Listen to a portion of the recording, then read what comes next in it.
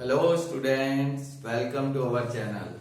आज मैं आपके लिए स्टूडेंट क्लास 10th का करंट ईयर का सैंपल पेपर लाया हूं जो कि है सीबीएसई का 2021। इसमें मैं आज आपको बताने वाला हूं स्टूडेंट 1 मार्क्स के जो क्वेश्चन है, इसमें 16 क्वेश्चन है 1 मार्क्स के पार्ट ए के। तो मैं उनके सभी सॉल्यूशन आपके सामने करने जा रहा हूं, तो आप देखिएगा, होप अच्छे से आप समझेंगे और ज्यादा से ज्यादा वीडियो को शेयर और अपना लाइक देकर आगे बढ़ाएंगे। ठीक है, तो स्टार्ट करते हैं स्टूडेंट, जिससे आपको ये सभी डाउट्स क्लियर हो जाएं। ठीक है, एक एक नंबर के जो भी ट्रिकी क्वेश्चंस आते हैं उनमें आप किस तरीके से करते हैं, करना चाहिए और with in a time limit. तो कितना बढ़िया होगा अगर आपका ये चीज भी सॉल्व हो जाए, क्योंकि बड़े क्वेश्चन असल में कर लेते हैं सभी, है ना। तो स्टार्ट करते हैं। फर्स्ट क्वेश्चन है स्टूडेंट, इसमें हमें शो करना है 12 की power n, 12 raise to the power n, n is a natural number है। ठीक है ना, 1 से स्टार्ट होते हैं नेचुरल नंबर, तो वो कभी भी 0 या 5 से एंड नहीं होगा, नहीं हो सकता। ठीक है ना, तो 12 की पावर n है, वो कभी भी लास्ट में, जैसे n की वैल्यू हम 1 रख दे, 2 रख दे, 3 रख दे, कुछ भी रख दे, 1 नेचुरल नंबर 1 से होते हैं, तो इसका जो रिजल्ट है, जो भी रिजल्ट आएगा वो लास्ट में डिजिट 0 या 5 नहीं हो सकता। ये हमें प्रूव करना है। बहुत सिंपल सा चीज है स्टूडेंट। अगर पहले तो फैक्टर हो जाएंगे 12 के, ऐसे लिख के दिखा दोगे, 2 to the 4, 3 to 12 power n, वो तभी 0 करता है स्टूडेंट अगर हमारे फैक्टर 2 और 5 में आए। अगर 2 और 5 में फैक्टर नहीं आते तो हमारा जो है रिजल्ट, उसका जो एंड डिजिट जो भी आएगी रिजल्ट की, वो 0 या 5 नहीं होगी। जैसे कि आप देख रहे हैं 12 है, 12 के फैक्टर 2 और 3 है, 2 और 5 में आने चाहिए तभी करेगा दोनों में। ठीक है, अगर कोई दूसरा नंबर आ रहा है तो इसका मतलब पॉसिबल नहीं है, तो हम बता देंगे बिकॉज इस केस में factor of 12 not in the form of 2 and 5। ठीक है, सो इट कैनॉट एंड, जो 12 है, ठीक है ना, 12 की पावर n लिख दो ऐसे, can not and with, question में से है, ठीक है ना, डिजिट 0 और 5। ठीक है, हो जाएगा इतना, एक नंबर का है। अच्छा, पहला जो क्वेश्चन है 1 नंबर का, इसमें और करके भी एक और दे रखा है। ठीक है, अगर किसी को ये क्लियर हो, बहुत ही अच्छे से क्लियर हो जाना चाहिए, वैसे तो सिंपल ही है। अब और करके एक और क्वेश्चन भी दे रखा है, कह रहा है without actually performing the long division, long division नहीं अपनाना है, फॉलो नहीं करना है, और हमें चेक करके बताना है 64 न्यूमरेटर में है और डिनोमिनेटर में 455, ये टर्मिनेटिंग डेसिमल एक्सपेंशन है या नॉन टर्मिनेटिंग रिपीटिंग, बिना डिवाइड किए हुए। तो बहुत सिंपल सा है स्टूडेंट, अगर हम फैक्टर कर लेंगे इस केस में भी डिनोमिनेटर के फैक्टर कर लेते हैं। ठीक है, फैक्टर कर लीजिए 455 के, तो आपने कहा ठीक है जी, 5 9 जा 45, 5 1 जा 13, 7 जा 7 1 जा, तो फैक्टर आ गए हमारे 5, 13 और 7। अगर स्टूडेंट्स हमारे सिर्फ अगर फैक्टर में सिर्फ 2 आ जाए और 5, या 2 और 5 दोनों, इसके अलावा कोई भी नंबर नहीं आना चाहिए। अगर कोई भी नंबर आ रहा है, इट मीन्स दैट क्या, इट मीन्स दैट ये जो हमारा है इट इज नॉन टर्मिनेटिंग है, नॉन टर्मिनेटिंग रिपीटिंग है। ओके, ऐसा लिख दो, non terminating repeating decimal expansion. Because, अगर रीजन देना ले दो, because it's factor other than 2 and 5, भाई 2 और 5 के 2 and 5 ऑल्सो, है ना, 2 and 5, भाई 2 और 5 के अलावा भी फैक्टर आ रहे हैं इसलिए। ठीक है, अगर सिर्फ 2 आ जाते या 5 या 2 और 5 दोनों ही रहते तो ये होता टर्मिनेटिंग डेसिमल एक्सपेंशन। ठीक है, ये हमारे क्वेश्चन 1 का आंसर था। तो फटाफट नोट करो, आगे बढ़ते हैं क्वेश्चन 2 के लिए। यहां बता देता हूं क्वेश्चन 2, इजी है, हो जाएगा आराम से। देखिएगा, क्वेश्चन 2 में हमें एक इक्वेशन दी है, वो इक्वेशन है हमारी x² + 4x + q = 0। हमें यहां पर डिस्क्रिमिनेंट बताना है। डिस्क्रिमिनेंट क्या होता है स्टूडेंट? कैपिटल D से डिनोट होता है, जिसका फॉर्मूला होता है b² - 4ac। यानी हमें a, b और c मालूम होना चाहिए। तो कैसे निकालेंगे स्टूडेंट? देखिएगा, पहले इसको, ये जो क्वेश्चन दिया है ये हमारा क्वाड्रेटिक इक्वेशन में है। कैसे पहचानेंगे कि ऐसी फॉर्म में है क्वाड्रेटिक इक्वेशन की? ax² + bx + c = 0। ये क्वाड्रेटिक इक्वेशन की फॉर्म है। तो इसके साथ आप कंपेयर करेंगे तो आप ऑब्जर्व करेंगे x² का कोफिशिएंट यहाँ पे क्या है? कुछ नहीं तो 1। तो a आ गया 1, b आ गया 4, ठीक है ना, और c कांस्टेंट है, c q यहाँ डाल दीजिए, आंसर आ जाएगा। b है 4, 4 का स्क्वायर -4, a 1 और c q, 4 4 जा 16 -4q। ये हमारा हो गया सेकेंड। ओके स्टूडेंट, तो वीडियो पॉज करके एक बार नोट डाउन कर लो। हम अब आगे बढ़ते हैं थर्ड क्वेश्चन की ओर, ठीक है? तो क्लियर हो रहा है ना स्टूडेंट? और जहां भी क्लियर ना हो एक बार वीडियो डिवाइड करके देख लीजिएगा, ठीक है? अच्छा, तो थर्ड क्वेश्चन है हमारा, पढ़ता हूं, एक सेकेंड, देखिएगा। थर्ड क्वेश्चन है, दो इक्वेशन दे रखी है हमें। एक इक्वेशन है 3x + y - 3 = 0 और एक है स्टूडेंट 2x + 2y 3y = 2, ठीक है, =2 है। तो ये फर्स्ट इक्वेशन होगी। इसको =2 है, इसको आप इस तरफ ले आइए, -2 = 0 कर दीजिए, ठीक है, क्लियर?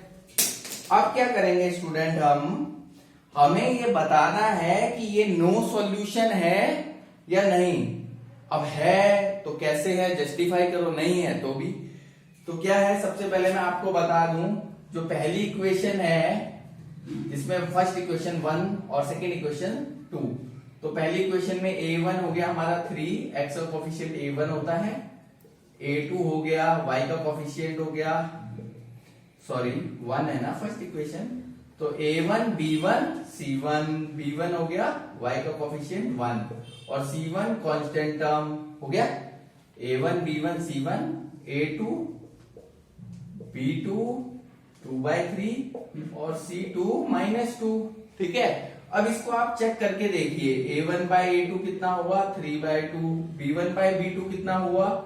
1/2/3। इसको थोड़ा सॉल्व करेंगे तो आप एक स्टेप और लिख के दिखाता हूं, यहीं पे नीचे डिनोमिनेटर है, मल्टीप्लाई करेंगे, रेसिप्रोकल हो गया, तो ये भी 3/2 ही कहलाएगा, b1/b2, ठीक है ना?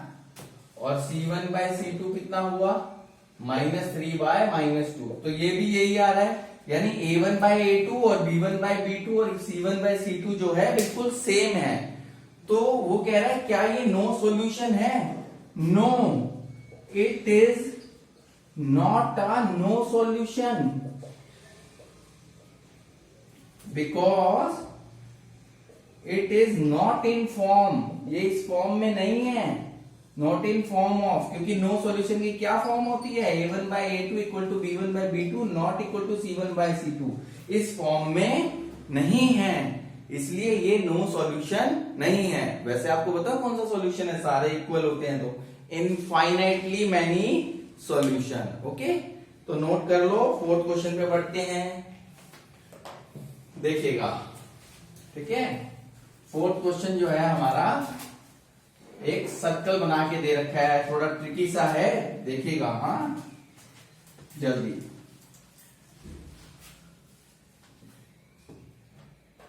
हमें एक सर्कल दे रखा है स्टूडेंट, ठीक है? ऐसे सर्कल दे रखा है, सेंटर है इसका हमारा A, ठीक है?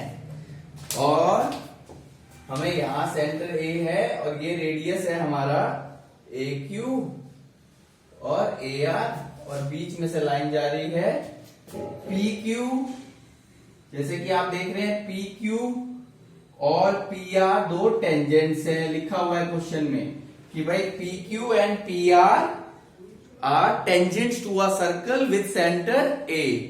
तो QPA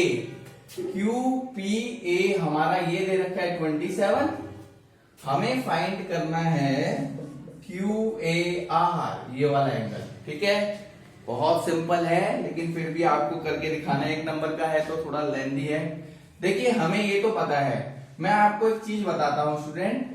tangent to a circle, पहले तो tangent to a circle is perpendicular to the radius through the, क्योंकि एक नंबर का है, थोड़ा स्पीडी में जाऊंगा, through the point of contact. क्या मतलब होता है इसका कि जो सेंटर से रेडियस बन रहा है, ये रेडियस बन रहा है AQ, तो रेडियस जो बन रहा है उसका और जो टेंजेंट है, इन दोनों का पॉइंट ऑफ कांटेक्ट क्या है, दोनों कहां पे मीट कर रहे हैं, रेडियस AQ और QP, Q पे। ऐसे ही सेम AR और PR, ठीक है ना। Tangent to a circle is perpendicular होता है, ये 90 होगा, ये 90, इससे पता चल गया।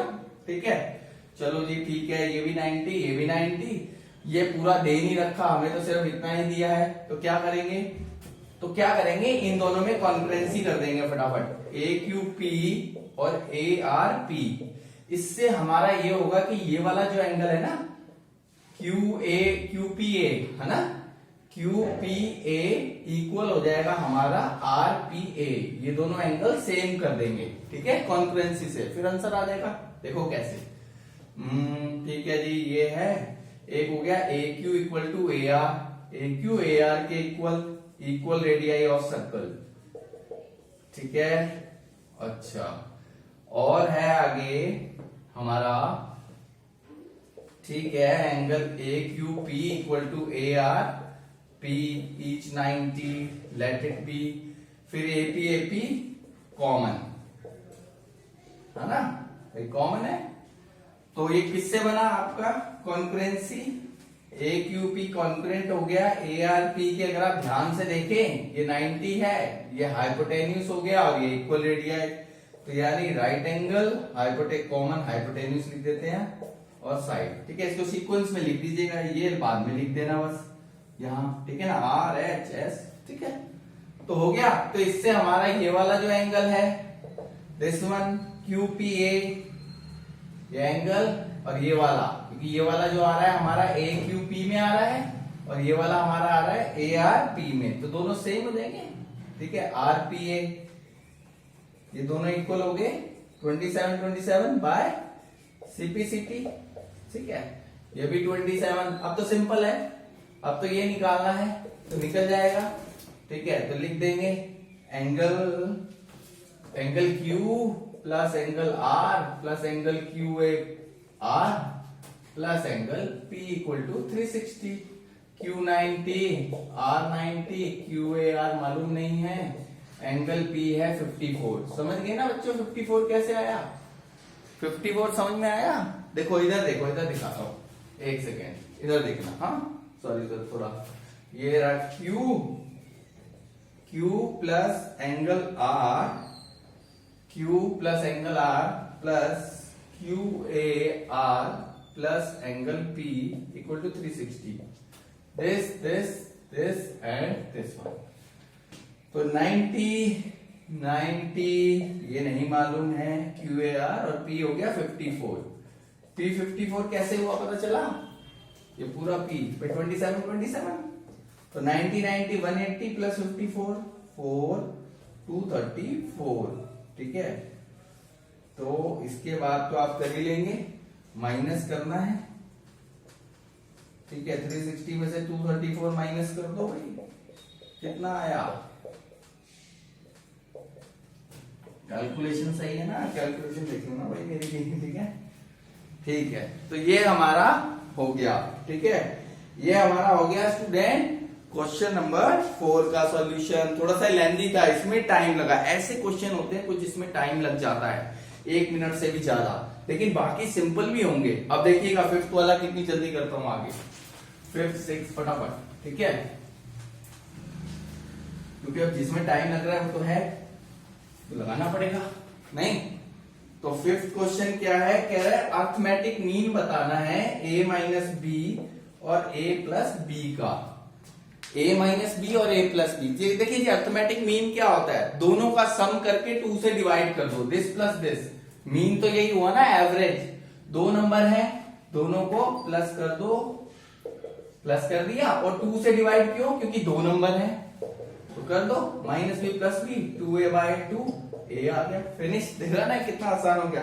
अच्छा इसमें और करके एक और है, कह रहा है 10 टर्म बताना है हमें ये दिया गया है बच्चों, और बोल रहा है एक एपी की सीरीज दे रखी है, ये एपी की सीरीज है, कह रहे 10th टर्म निकालो 10th। तो मैं आपको बता दूं, हमें कोई भी टर्म निकालनी हो, 10th निकालनी हो, कोई भी निकालनी हो, कोई भी नंबर की टर्म, सबसे पहले ए मालूम होना चाहिए। ए होता है फर्स्ट टर्म, ये तो फर्स्ट है, पॉइंट के बाद 0 की वैल्यू नहीं होती, मैंने नहीं लगाया, ए हो गया। अच्छा एक और निकालना होता है डी, डी होता है कॉमन डिफरेंस, वो निकलता है सेकंड में से जब फर्स्ट को माइनस करते हैं, सेकंड टर्म में से फर्स्ट को, 10.5 माइनस 10, तो ये आ गया 0.5। तो A10 इसका क्या फॉर्मूला लगेगा पता है आपको, A10 का, पहले तो मैं आपको बता दूं nth टर्म का क्या फॉर्मूला होता है, फिर आपको थोड़ा और क्लियर हो जाएगा। हाँ जिनको क्लियर नहीं है उनको क्लियर भी तो करना है। तो nth टर्म होता है लास्ट टर्म, इसमें लास्ट टर्म कोई भी हो उसका फॉर्मूला होगा a plus n minus 1 d, ये होता है nth टर्म का। अब हमें क्योंकि 10th टर्म बताना है तो n की जगह 10 डाल दो, तो बन गया n की जगह 10 डाल दो, ये फॉर्मूला बन गया a प्लस 9d, ठीक है। वरना बच्चों को तो वैसे ही ये लर्न हो जाता है, इजी है ट्रिक कि भाई 10 टर्म निकालना है तो a पहले आ गया, बाकी बचा हुआ 10 में से एक माइनस ऑलरेडी 9d। अगर 15 होता तो a प्लस 14d, a 25 होता तो a प्लस 24d, ठीक है। तो यहाँ पे वैल्यू डाल दो, अब आप a की होगी हमारी 10 प्लस d की होगी 0.5, मल्टीप्लाई कर दो, 9 5 45 है ना, 4.5 14.5 आ गया। तो ये हमारा क्वेश्चन नंबर 5 भी हो गया, ठीक है। अब आगे बढ़ते 6th पे, देखिए वो भी बहुत सिंपल है। 6th क्वेश्चन में अगेन बोला है अर्थमेटिक मीन निकालो 13 और 19 का, तो बहुत सिंपल है, 13 और 19 का मीन निकालना है, तो दोनों को सम करके 2 से डिवाइड कर देंगे, ठीक है। 9 और 3 12, 32/2, तो मीन आ गया 16, हो गया 6th वाला भी, ठीक है स्टूडेंट्स। हाँ तो आगे देखिए, और 7 देखिएगा, ठीक है, समझ आ रहा है ना, तो शेयर और लाइक करते जाइए, आगे बढ़ाते जाइए वीडियो को। 7th क्वेश्चन थोड़ा ट्रिकी सा है, देखिएगा। 7th क्वेश्चन में हमें ऐसे दे रखा है student, x square y square a square plus b square equal to ax plus by का स्क्वायर, ये गिवन है, और हमें प्रूव ऐसे करना है x by a equal to y by b, ठीक है। तो देखो सबसे पहले जी ये क्या कर सकते हो आप, इसके साथ आप मल्टीप्लाई कर दो, x स्क्वायर के साथ इसको कर दो a स्क्वायर, फिर x स्क्वायर के साथ b स्क्वायर, ओ x square a square, x square b square, फिर वाई स्क्वायर ए स्क्वायर और वाई स्क्वायर बी स्क्वायर, ठीक है। फिर ए प्लस बी का होल स्क्वायर लगाओ, a square plus b square plus 2ab, मालूम है आपको ना, तो ये तो ऐसे ही रहेगा, अभी देखिएगा, ओपन करेंगे तो दोनों का स्क्वायर हो गया, हेयर भी हो गया, और ये भी आपका बन गया, ठीक है। अगर आप इधर लाएंगे a square minus a square x square minus का हो गया, तो यहीं कट कर दो, x square a square same है, आगे पीछे लिखा, बी स्क्वायर वाई स्क्वायर और वाई स्क्वायर, तो ये बच गया x square b square plus y square a square, ये उधर इधर ले आइए इक्वल टू 0, ठीक है। अब ये इसको दोबारा आप ध्यान से देखो, ऐसे लिखो, इसको आप ऐसे लिख सकते हो ना, पावर सेम है तो, ठीक है। अब देखना, अब ये और फॉर्मूला बन रहा है a square plus b square minus 2ab, तो ये बन गया ए, बन रहा है ना, a square plus b square, चलो यहां दिखाता हूं, a square plus b square minus 2a और ये b। आप इसको सॉल्व करके देखो, ये बन रहा है नहीं बन रहा, 2xby, आगे पीछे होने से नहीं होता, मल्टीप्लाई में एक ही बात है। तो a square plus b square minus 2ab किसका फॉर्मूला है, ए माइनस बी का होल स्क्वायर का, रूट, अब यहां तक हो गया क्लियर। हाँ, अब क्या करेंगे, ये स्क्वायर जाएगा उधर जाके रूट बनेगा, तो 0 का रूट 0 ही हुआ। अब माइनस का y है उधर ले जाइए प्लस का। बस देखिए अब क्या करना है, x अपॉन ए, x यहीं रहने दीजिए, a मल्टीप्लाई में है डिवाइड में, और y उधर रहने दीजिए, b मल्टीप्लाई में है डिवाइड में। आ गया ना, ठीक है। अच्छा, इसका और करके एक क्वेश्चन हो रहा है, वो भी देख लीजिए। कह रहा है 2x square plus 5/2x minus root 3 equal to 0। कह रहा है ये बताइए कि स्टेट वेदर ये जो इक्वेशन है ये क्वाड्रेटिक इक्वेशन इन x है कि नहीं। तो मैंने आपको ऐसा क्वेश्चन अभी पीछे कराया था, जो क्वेश्चन नंबर 2 था, क्वाड्रेटिक इक्वेशन। तो क्वाड्रेटिक इक्वेशन है, सबसे पहले इसे बना लेते हैं, एलसीएम ले लेते हैं।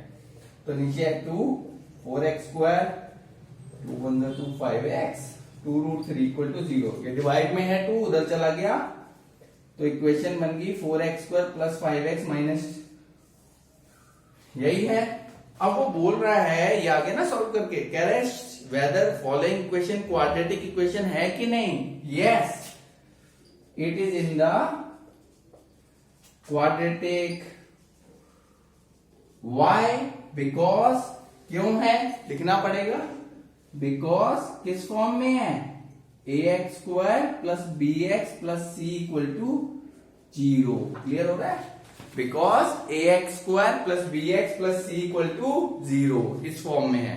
ठीक है स्टूडेंट्स, हाँ क्लियर। अच्छा, एक क्वेश्चन और करेंगे 8th वाला, और बाकी के पार्ट बाकी का जो है 16 क्वेश्चन है, नेक्स्ट 8 क्वेश्चन सेकेंड पार्ट में करेंगे वीडियो के। ठीक है, तो एक क्वेश्चन और है, वो भी देखते हैं। ये क्लियर हो गया हो, देखिएगा 8th वाला देख लीजिए बच्चों। हाँ, 8th क्वेश्चन है, कह रहा है what is the distance between 2 parallel tangents. Circle है, कह रहा है, कुछ डायग्राम नहीं दे रखा, डिस्टेंस बताना है क्या होगा टेंजेंट्स, 2 पैरेलल टेंजेंट्स है। तो हमने कहा चलो जी ये ले लो और ये ले लो, 2 पैरेलल टेंजेंट्स हो गई, नाम आप कुछ भी दे दो। ठीक है जी, कह रहा है इन दोनों के बीच का जो डिस्टेंस है निकालना है, और हमें रेडियस दिया हुआ है। रेडियस हो गया बच्चों, ये रेडियस है 4, ओ सेंटर मान लो, ऐसा बना के दिखा दोगे तो बहुत ही खुश हो जाएगा। तो रेडियस 4 है, अरे तो ये भी तो रेडियस ही हुआ ना, ये भी तो, इसे एल ले लो, इसे एम ले लो, OM 4 OL भी 4 हो गया। ठीक है, हमें डिस्टेंस बताना है। आप कहोगे सर ये तो कुछ भी नहीं बना, OM रेडियस है, OM plus OL 4 plus 4 is 8। तो डिस्टेंस क्या हो गया, डिस्टेंस बिटवीन पैरेलल टेंजेंट्स हो गया हमारा 8 सेंटीमीटर।